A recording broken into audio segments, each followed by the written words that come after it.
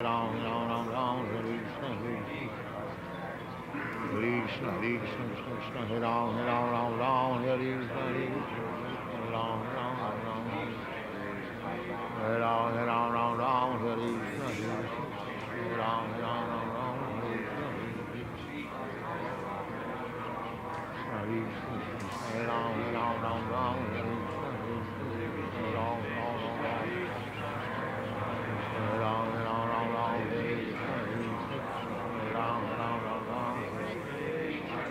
Hare Ram, Hare Ram, Hare Krishna, Hare Ram, Hare Krishna, Hare Krishna, Hare Krishna, Krishna Krishna, Hare Ram, Hare Krishna, Hare Ram, Hare Krishna, Hare Ram, Hare Krishna, Hare Krishna,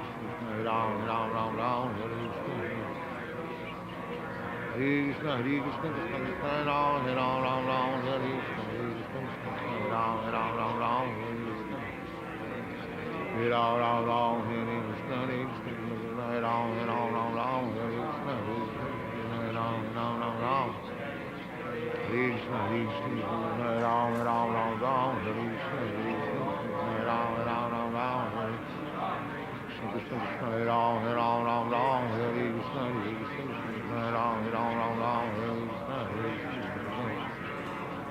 Krishna, Hare Krishna, Krishna Krishna, Hare Ram, Hare Krishna, Hare Ram, Hare Krishna, Ram, Hare Ram, Hare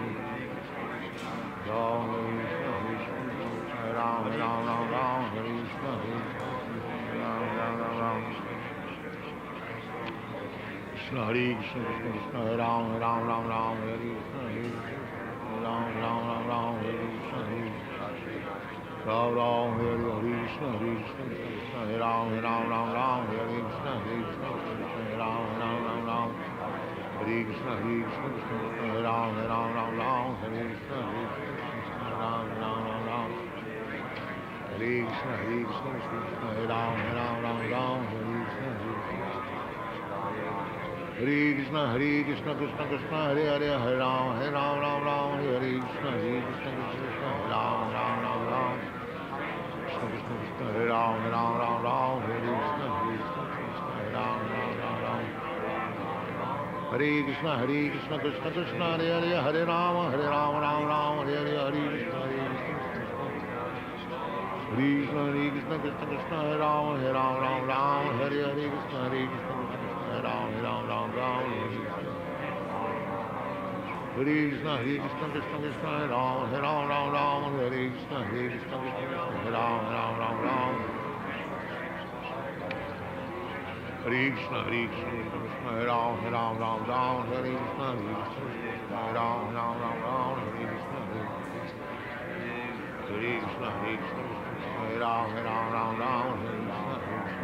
Hare Ram, Hare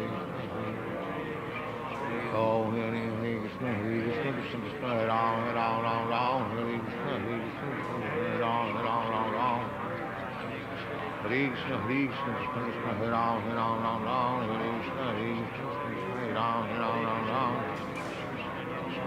Hare Ram, Hare Krishna, Hare Krishna, Hare Krishna, Hare Ram, Hare Krishna,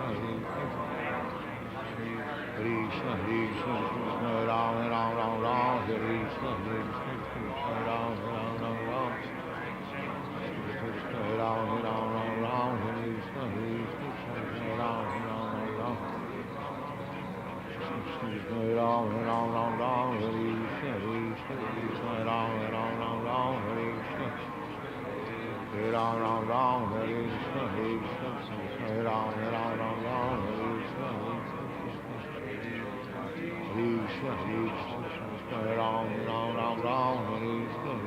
Krishna, Hare Ram, Hare Krishna,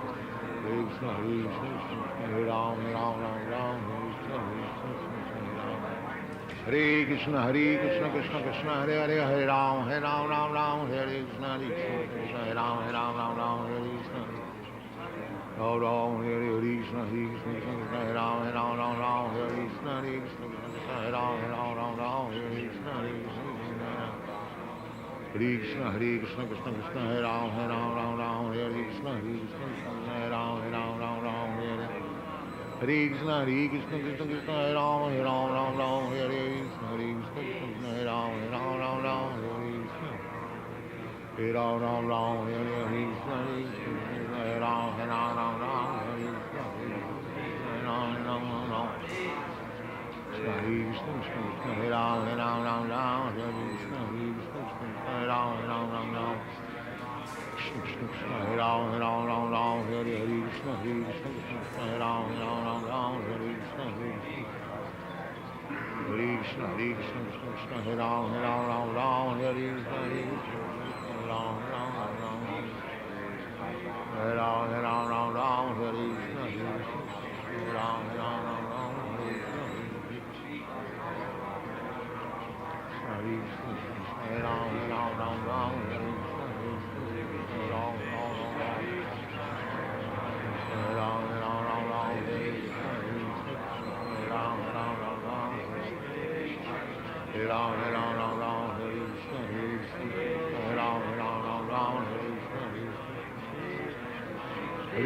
Hare Krishna Krishna Krishna Ram Hare Ram Hare Krishna Hare Ram Ram Hare Krishna Hare Ram Hare Krishna Krishna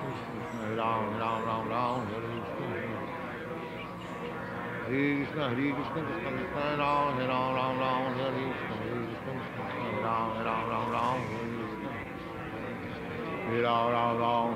Krishna Hare Ram Hare Krishna Hare Ram Krishna Krishna Hare Ram Hare Krishna Hare Ram Hare Krishna Hare Ram Hare Krishna Hare Ram Hare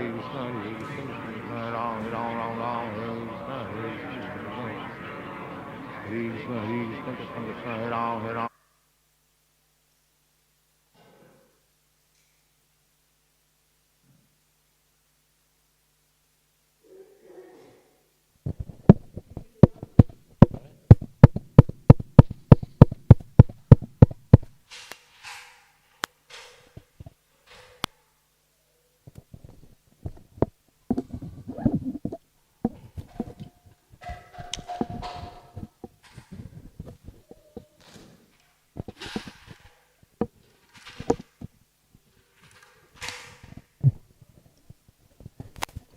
Haribo, Haribo.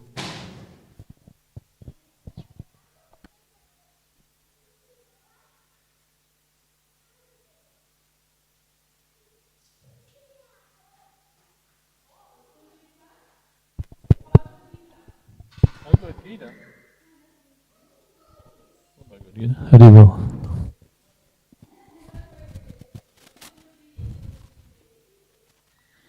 Haribo, Haribo. Hare Krishna, Hare Krishna.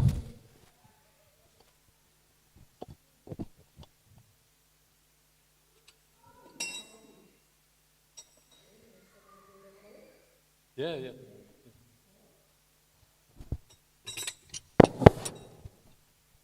Bobby?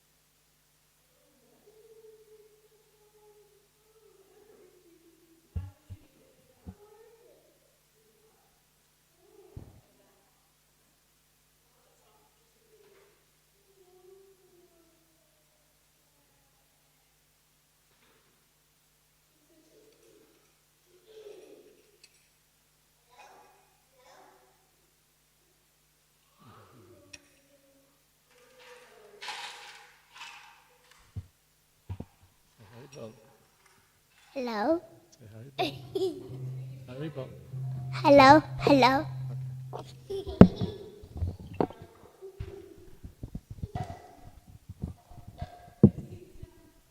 Sit down.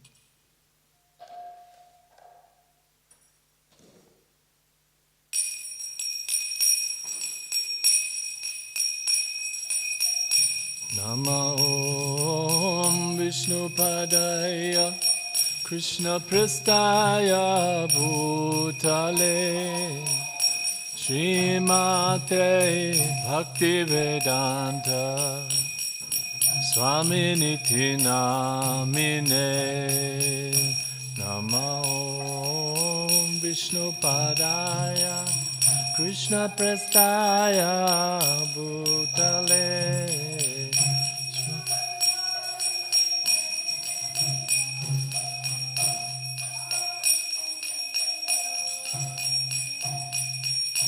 Namaste Saraswati Deve Gauravani Pracharine Nirvishesha Shunyavadi Paschatya Deshatarine Namaste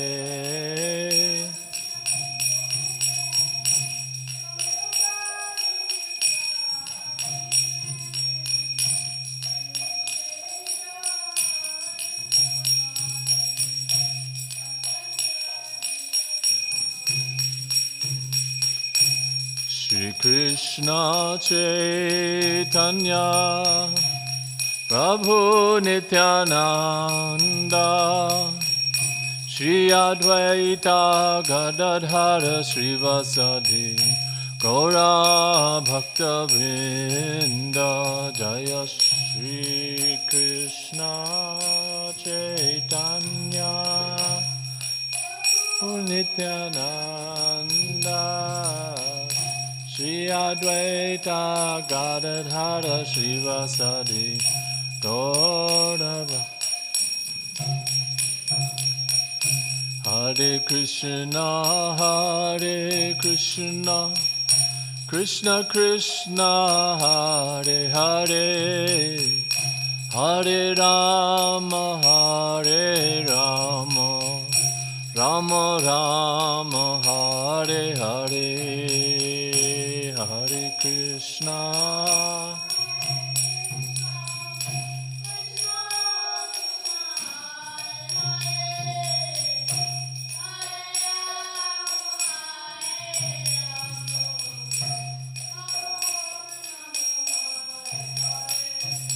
Hare Krishna Hare Krishna Krishna Krishna Hare Hare Hare Rama, Hare Rama, Rama Rama, Hare Hare, Hare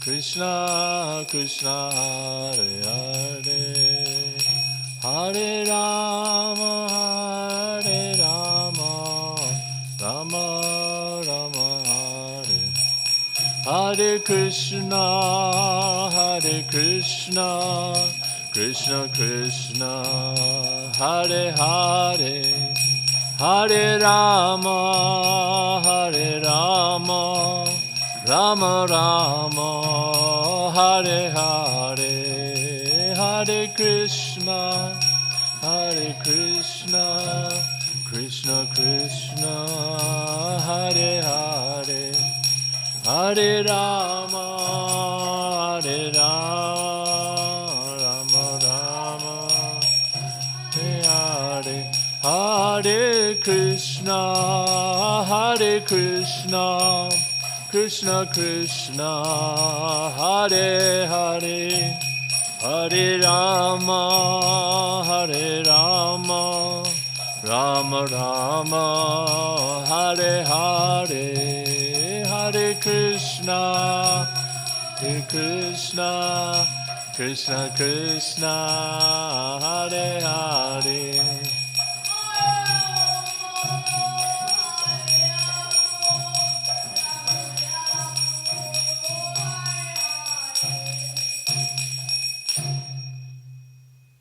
Hare Krishna.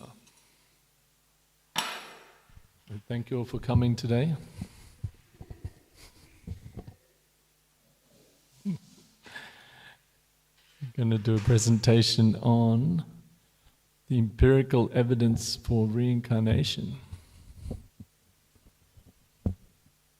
And first thing to look at, I'll just say some prayers first. Om Magyana Timirandasya Gyananjana Shalakaya Chakshumiritam Jena Tasmae Shri Gurave Namaha Nama Om Vishnupadaya Krishna Vistavotale Srimate Bhaktivedanta Swaminiti Namine Namaste Saraswati Devi Gauravani Pracharine Nirvishesha Shunyavadi Paschatya Deshatarine Jaya Shri Krishna Chaitanya Prabhu Nityananda Shri Advaita Gadadhara Srivasadi Gaura Bhaktavrinda Hare Krishna, Krishna Krishna, Hare Hare, Hare Rama, Rama Rama, Hare Hare. So this presentation is going to be on the empirical evidence for reincarnation. So first of all, what does the word empirical mean? Empirical, as defined by the Oxford Dictionary, means something that is based on, concerned with, or verifiable by observation or experience, rather than theory or pure logic. So something that can be observed, something you can see, something you can experience, not just an idea, right? An idea is just something somebody has. An idea to close your eyes and fly up in the air just by flapping your arms. That's an idea. But it's not verifiable by observation, at least. I've never seen it, and I've never seen any video footage of someone being able to just, a human being being able to just fly with their arms. So that is a theory, but something that is empirical means is something you can actually observe. You can verify by observation, you can see it, right? You can see it, and you can experience it yourself. So is there any empirical evidence for reincarnation? Sometimes people will say reincarnation, it's a belief system, that the Hindus and Buddhists, they believe in reincarnation, other people don't believe in reincarnation. So is presented as just an idea or a theory, right? So we see here the definition of empirical. Is there actually any evidence or verified by observation or by somebody's experience that reincarnation actually is more than simply a theory? So some of the possible empirical evidences for reincarnation are out-of-body experiences. Does everybody know what out-of-body experiences are? Can you hear okay there? Do you want to come inside? Or? It's up to you if you want, but it's okay. If you can hear okay, that's fine. So out-of-body experiences, everybody know what out-of-body experiences are, Barbara? Out-of-body experiences are when people, and see if I've got a picture, here you go. Out-of-body experiences when people, often when they're, happens when people have had a heart attack, some kind of medical emergency, sometimes it happens in the hospital itself, where they actually have an out-of-body experience, actually leave their body, and they can actually perceive. And sometimes the people, takes them a while to even understand that it's them. They recount later. They're saying, yeah, I looked and I saw this guy, wow, he looked really sick, and then I realized, oh, that was me. So that their soul has actually come out of their body, and they're actually looking at their body, out-of-body experience, right? That's what that is. Near-death experience is a similar thing, where they experience something at the time of almost dying. Number 3 is hypnosis-induced remembrance of previous lives. So some therapists, they can use hypnosis to actually bring people back. You know, remember last week, remember last year, remember when you're a teenager, you're a little kid, then remember when you're in the womb, then remember under a deeper state of consciousness, and people can actually remember previous lives under hypnosis.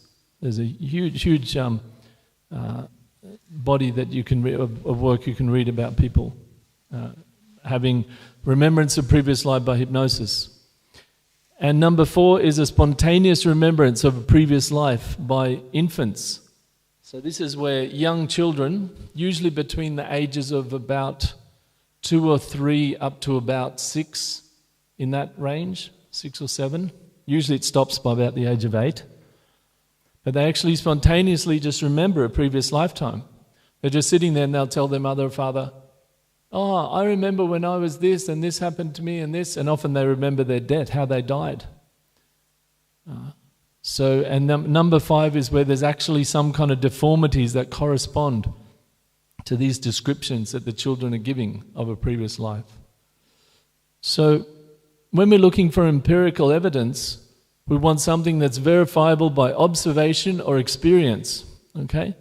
Now definitely numbers 1, 2 and 3 can be observed by experience. Those people that had those experiences, they're very real. I've personally met people who've had these experiences and they're completely real. They were just there, they remember coming out of the body, looking down at their body, seeing everything that was going on. Very real. Okay? But they're not exactly verifiable by observation of others. They can be experienced by the person. So today we're going to look a bit more carefully at numbers 4 and 5, because these can actually be observed by others. You can actually observe the accounts of infants recalling their previous life, and you can go and check the details of what they said, where they were, what they were doing in a previous lifetime. And you can also see very clearly like birthmarks and deformities, etc. This is too... Right. So we talked about out-of-body experiences, near-death experiences, same basic idea. So this field of descriptions of past lives by young children, this was a field that the standout person, or the person that really did the most work in this field, was a professor called Dr. Ian Stevenson, who was born in 1918. And he died in 2007. Sure, he was so as you can see from this, he was professor at the University of Virginia School of Medicine from 1957 through to 2007, for a very long time. And he established at that university under the... he got a big donation from someone who was very much supportive of his work, and he established a Department of Perceptual Studies in this University of Virginia, which is still going on today. So he's a psychologist, he's a scientist. He actually first of all studied biochemistry, and he found that biochemistry was frustrating to him in terms of it just reduced everything to chemicals, and he wanted to understand further about why things happened. So he, as a psychologist, he did heaps and heaps of different studies, and he saw that everything was said to be understood by either heredity, so the genes, what you've inherited from your what you've inherited from your parents, or the environment, nature and nurture. But he found in his studies that there were certain fears and certain special abilities, like certain people had certain phobias and very strange fears and certain abilities that could not be explained. Welcome, come. Hare Krishna. You're welcome. So he found that certain people had these abilities or certain fears, of irrational fears, that couldn't be explained just by heredity or just by the environment. And he thought that there has to be some other cause. And he came to study in his long career more than 3,000 cases of infants who had spontaneously remembered their previous lives. Right? More than 3,000 cases. He began in about, if I'm not mistaken, about 1957. He was sponsored to go to India to investigate a case where a child had spontaneously remembered its previous life and had all these details about the previous life. And he ended up, in 3 weeks, he found 20 cases within India in 1957. It's a very long time ago. And he published his book called 20 Cases Suggestive of Reincarnation. So you can see even by the title of his book, that Dr. Ian Stevenson wasn't a believer in reincarnation at all. He wasn't a religious person, but he was a scientist, and he was trying to find what was this other thing that was making people have certain irrational fears or abilities that couldn't be accounted for by other explanations. So in 1957 he went, and then he published a book, 20 Cases Suggestive of Reincarnation, and in the end he studied more than 3,000 cases, and more than 300 of these actually were in North America. So it wasn't just in countries that accepted reincarnation. It was across all cultures, all through Asia, Europe and America, all over the world. He found that many of the accounts couldn't be understood by any other explanation, and that reincarnation was the best explanation. So he wasn't someone that believed in reincarnation, was trying to convince everybody. He was a scientist who was looking for truth, and how he writes, he says that there's some of these accounts I can't explain any other way. There's no other way I can explain how this child knows these intricate details of this other person that lived completely different place. They're very small children. And that he thought that the idea of reincarnation, or the idea that there is some conscious awareness, there's some conscious person experiencing that actually travels from one body to the next, that actually has an experience and then is going and having another experience in a body, and at some times can actually remember that previous. There's some continuity. There's a person that's experiencing these things. So some of the examples, this is just one example. So of the 3,000 cases, this example was a Sri Lankan toddler, and she overheard her mother mentioning the name of an obscure town, which is Kataragama. I'm not sure exactly how that's pronounced, but... Oh, you know that town? Wow. I know he's from Sri Lanka, but didn't he know this town? Is it a big town?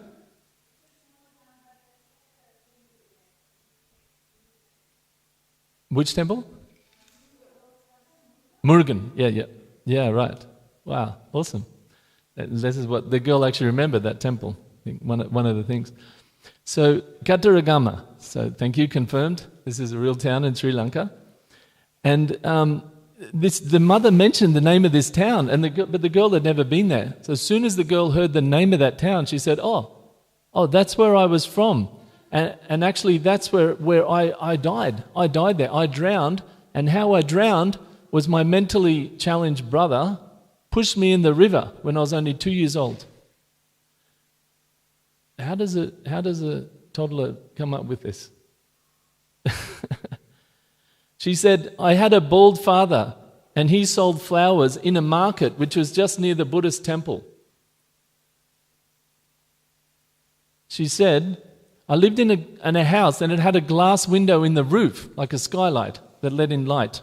And there were dogs in the backyard that were tied up and they used to feed them. She said the house was next door to a big Hindu temple, maybe in the Murugan temple, outside of which people smashed coconuts on the ground. They smash coconuts on the ground there? They must. Everywhere.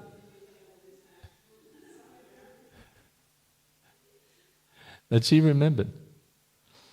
So they went there and they actually interviewed this daughter, this girl and her family, and they found that there was a flower seller in Katturagram. They went to all the flower sellers. They said, do any of you have a 2-year-old daughter that was drowned? And one said, yeah, actually. My daughter had drowned. My other son, he pushed her in the river. And so many other elements of the story checked out. The girl also displayed a marked phobia for bodies of water. So in the beginning we said that this was actually the impetus for this research, was that this scientist couldn't understand how it is that people have these impressions in their mind, like phobias or some great ability or something, that it cannot be explained. They're a genius pianist, but their father, their mother weren't really musicians. There's nothing in their lineage. There's no environment. They just all of a sudden started to play. So this is actually how we got into this whole research, was seeing. And this girl had a huge phobia for water. Like as soon as she saw water, she would literally freak out. She wasn't putting it on. So many elements of this description checked out. This is just one case. There's 3,000 cases of this nature. We see a number 5 in that previous list of possible evidences is actually when the child doesn't just remember, but they actually have some kind of birthmarks, right? They have some kind of marking on their body that reflects the previous lifetime. So Dr. Stevenson, he examined 225 cases of children who claimed past life memories, who also had like birthmarks or birth defects that matched the lives that they remembered.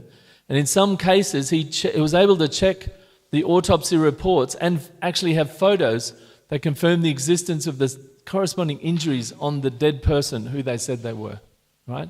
So that's another level of evidence, right? Empirical evidence. We can see it, we can perceive it, we can see the autopsy, we can see the injuries, and we can see the same marks in the same place of the body in this person who's claiming that they were that person.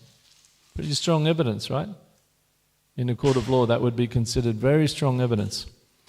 For example, a Burmese girl who spoke about the life of a girl who was run over by a train. She was born without her lower right leg for no apparent reason, just there was no leg there when she was born. A Thai boy who said he recalled the life of someone shot was born with birthmarks resembling bullet entrance and exit wounds.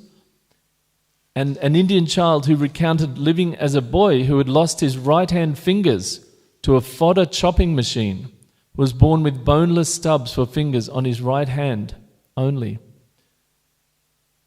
A birth defect so rare that Dr. Stevenson was unable to find a single published case of it. So it's a birth defect where the actual bones are missing. There's just the stub and there's no bones.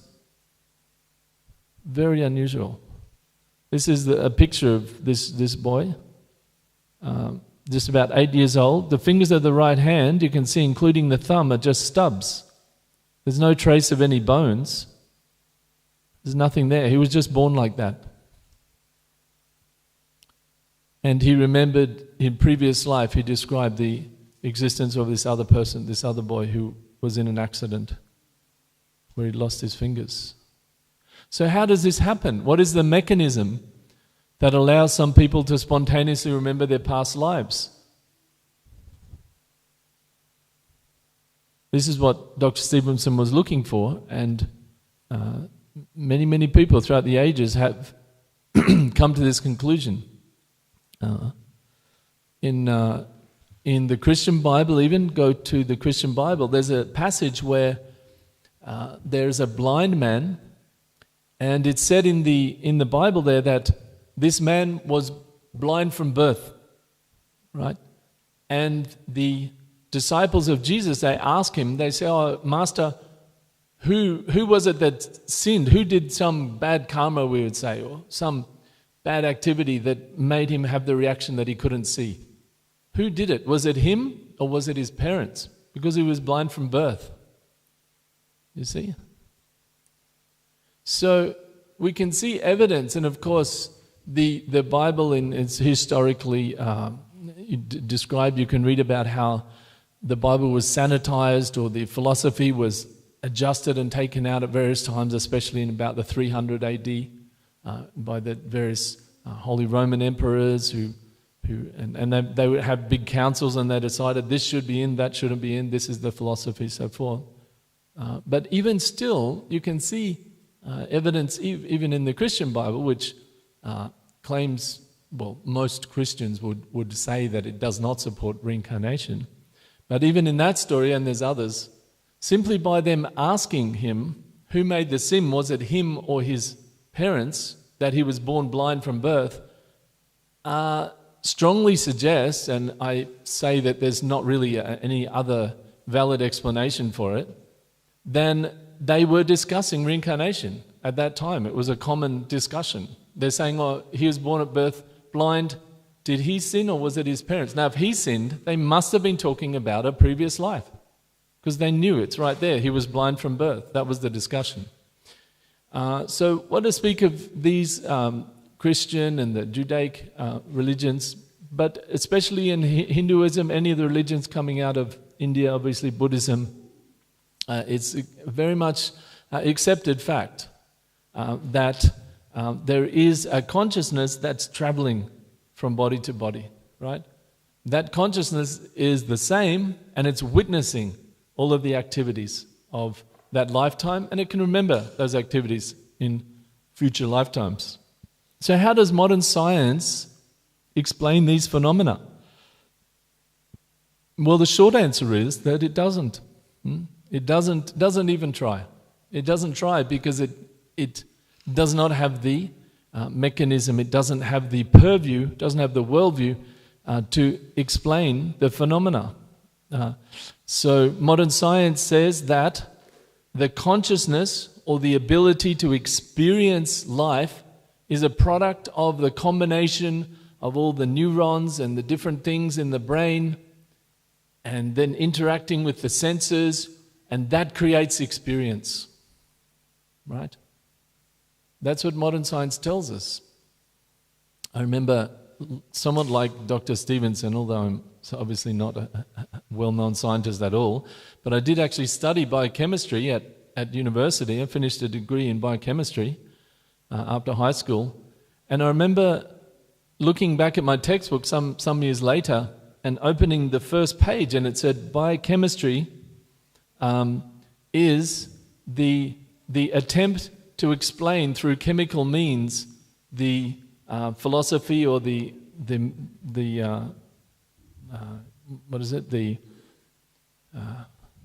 theory, thank you, to explain the theory of evolution. So they're saying right there, their science is a way to explain the materialistic explanation of life. That consciousness is just coming about simply through the combination of matter, through combination of materials, and at death, when all those materials, when all those neurons stop firing in the brain, when all those interactions stop happening, then consciousness ends. Right? By definition. Right? Just like if I say my car is going because there's petrol and the petrol makes this and the cylinders go and everything. When I run out of petrol, the car doesn't go. right? Makes sense. So if consciousness, the ability to experience things and exchange with other conscious sentient, and if that is created by an interaction of materials, of matter, of cells and neurons and electricity, then when all that stops, then the consciousness ends. This is the proposition of modern materialistic science. So if this is the proposition, then how is it possible that somebody born with a certain combination of matter in one place has a connection to somebody in a completely different place, not genetically related either, even.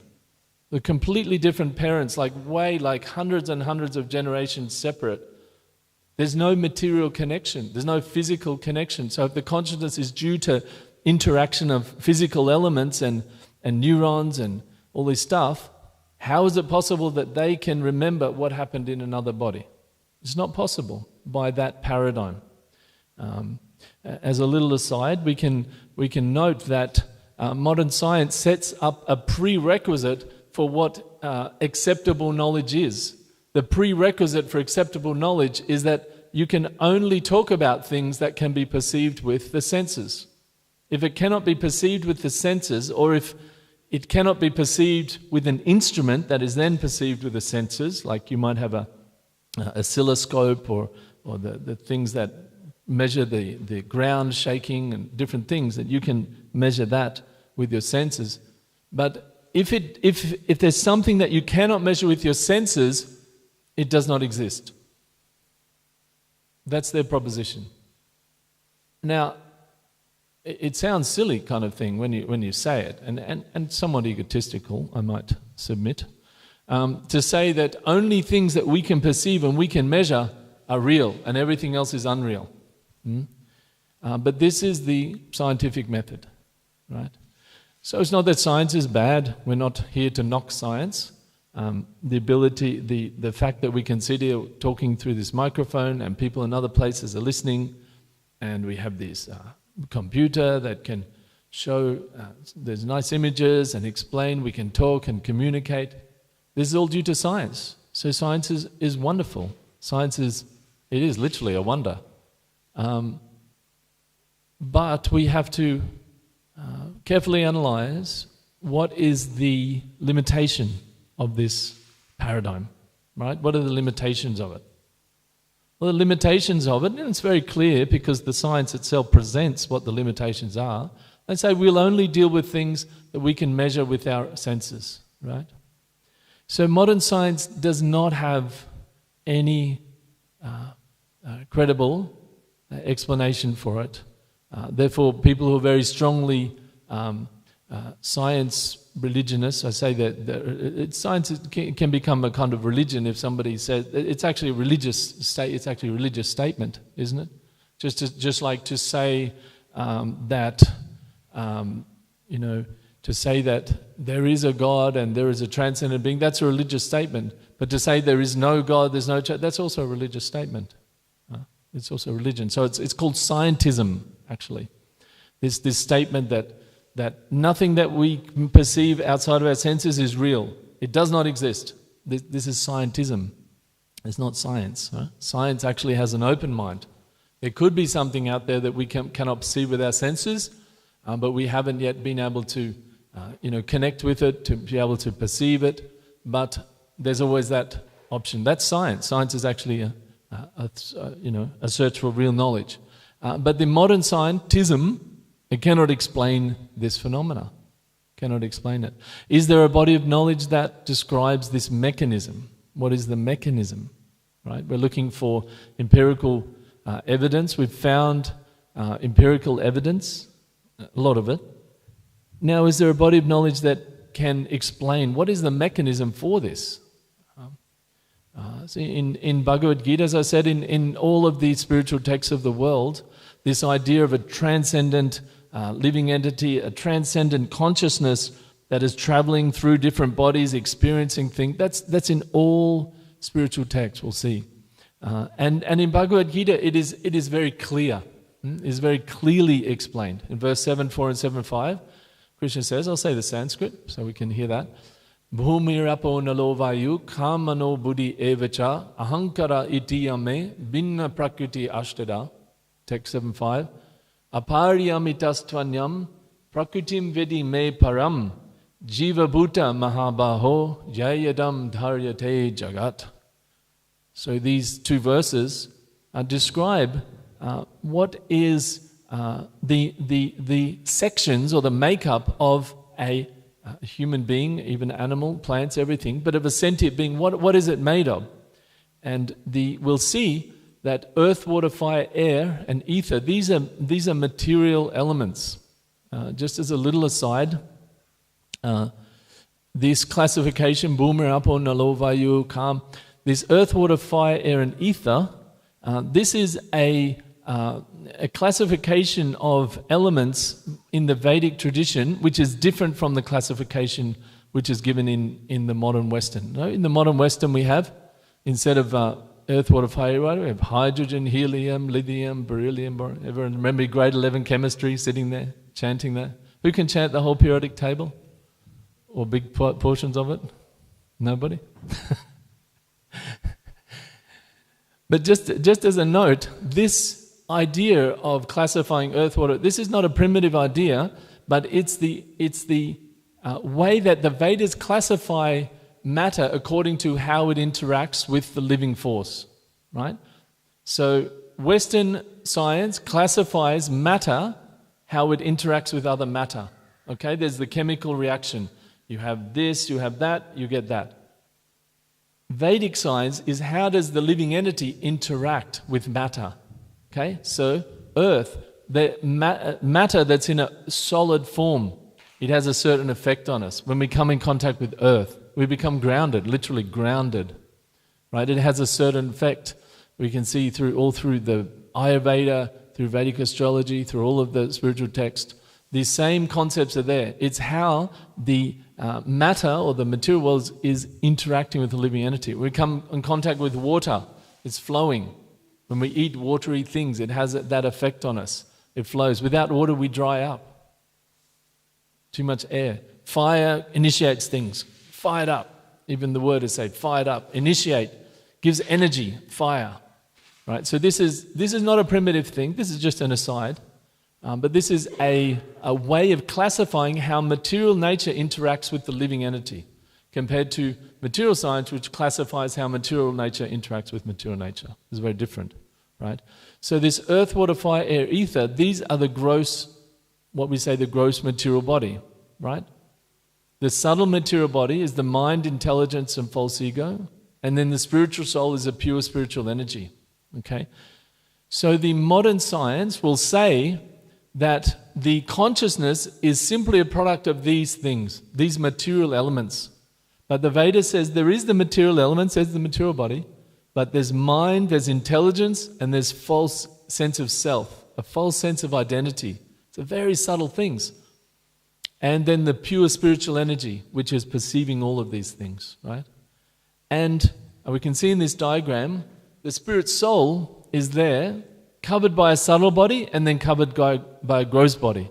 Just like we might have, like a shirt, and then we might have a jacket on top. So there's a subtle body and then the gross body. And the mechanism of, I'll just go back, the mechanism of reincarnation as described in the Vedas is that the spirit soul, the pure experiencer, the living entity, and the subtle body, which has all the desires, the mind, intelligence, they actually leave the gross body at the time of death, right? So the gross body dies, what we call death, is when the soul and the subtle body leave the gross body and pass on into another body. Krishna says this, first of all, he says how to understand it. Is it just like we're changing bodies in this life, we're experiencing bodies in this life from childhood to youthhood to old age? Similarly, we change into a new body at death. And in this verse 15:8, he very clearly says that we carry our conceptions of life from one body to another, just like the air carries aromas, right? So if you go up to the rose garden up here, beautiful rose garden that Prabhu Das makes, and beautiful roses that we offer to the deities, if you stand near the garden and the wind is blowing your way, you'll smell the aroma of the rose. So this is the example Krishna gives, that we carry our conceptions from one body to another, right? We carry our impressions. They're impressed on the subtle body.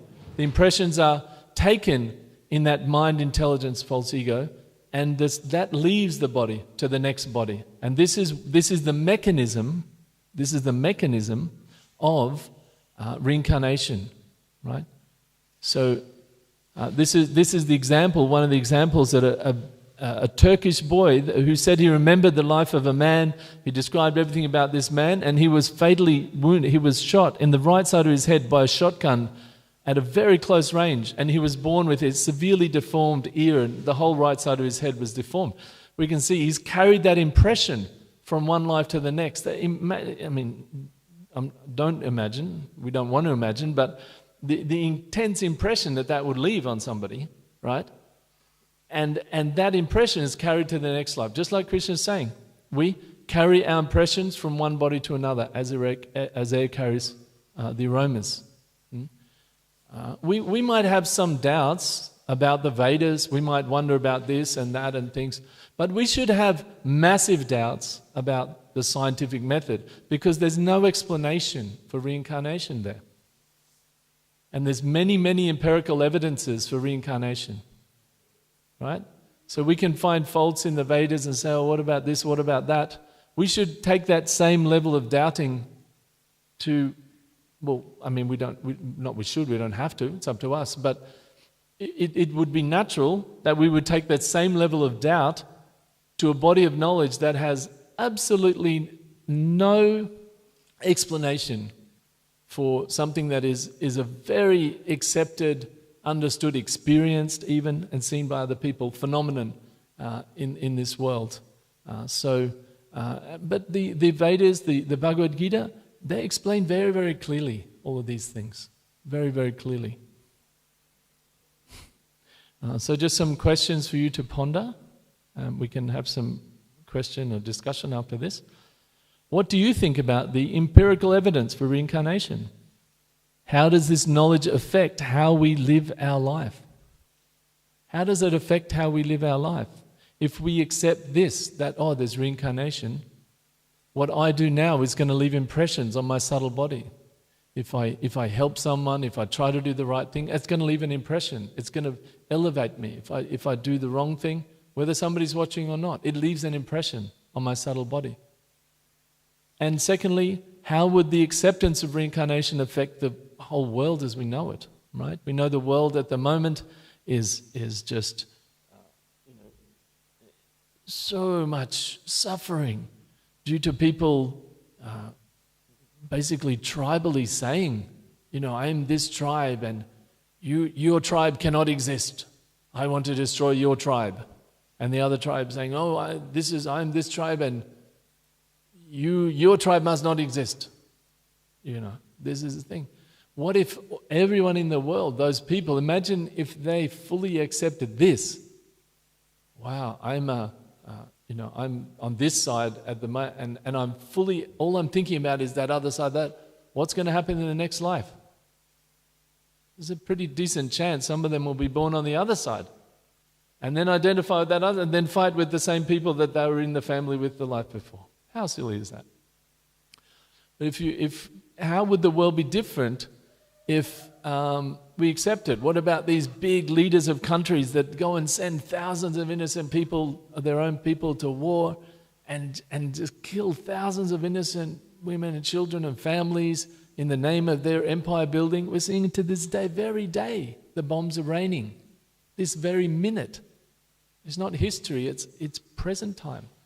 How would those people act differently if they fully understood reincarnation, that everything I'm doing, wow, I'm in a future life, I'm creating the future of this very heinous activities that I'm doing. How would it affect the world as we know it? So there's a couple of questions for you to ponder. So thank you for coming and listening. It's very nice that you come to the temple, and it's nice that we were able to speak a little bit about Vedic philosophy. Is there any question or any comments on any of these points anybody like to make?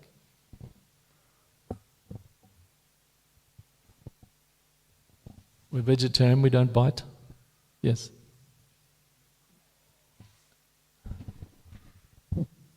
No question? Yes? All right. Thank you very much. We'll have prasadam in about 20 minutes.